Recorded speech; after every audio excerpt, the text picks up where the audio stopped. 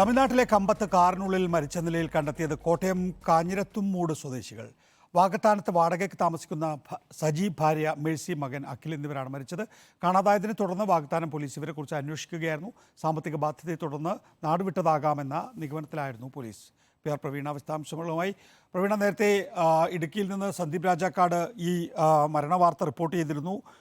കോട്ടയം സ്വദേശികളാണ് എന്ന് മാത്രമേ അറിയാവുള്ളൂ എന്നാണ് പറഞ്ഞിട്ടുള്ളത്. ഇപ്പോൾ അക്കാര്യത്തിലൊരു വ്യക്തത വന്നിരിക്കുന്നു അല്ലേ?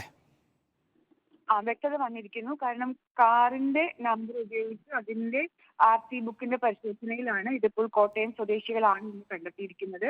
ഇവർ വാകത്താനത്ത് ഇപ്പോൾ വാടകയ്ക്ക് താമസിക്കുകയായിരുന്നു. സാമ്പത്തിക ബാധ്യത ഒരു ബാങ്കിൽ നിന്ന് വായ്പ എടുത്തതുമായി ബന്ധപ്പെട്ട് വലിയ സാമ്പത്തിക ബാധ്യത ഉണ്ടായിരുന്നു എന്നാണ് ബന്ധുക്കൾ പറയുന്നത്. ഇവരെ കഴിഞ്ഞ 3 ദിവസം ഇല്ലായിരുന്നു. ഇത് സംബന്ധിച്ച് വാകത്താനം പോലീസും മിസ്സിംഗ് കേസ് രജിസ്റ്റർ ചെയ്യുകയും ചെയ്തിരുന്നു. മരിച്ചത് 60 വയസ്സുള്ള സജി എന്ന വർഗീസ്, അതുപോലെ തന്നെ ഭാര്യ മേഴ്സി 58 വയസ്സ്, 29 വയസ്സുള്ള മകൻ അഖിൽ എന്നിവരാണ് ഇപ്പോൾ മരിച്ചത്. പുതുപ്പള്ളിയിൽ ആണ് ഇവരുടെ ശരിക്കുള്ള വീട്. ആ വീട് കാഞ്ഞിരത്തുംമൂട് എന്ന സ്ഥലത്താണ്. ഇവിടെയാണ് ബന്ധുക്കളടക്കമുള്ളത്. PR പ്രവീണയാണ് വിശദാംശങ്ങൾ നൽകിയത്.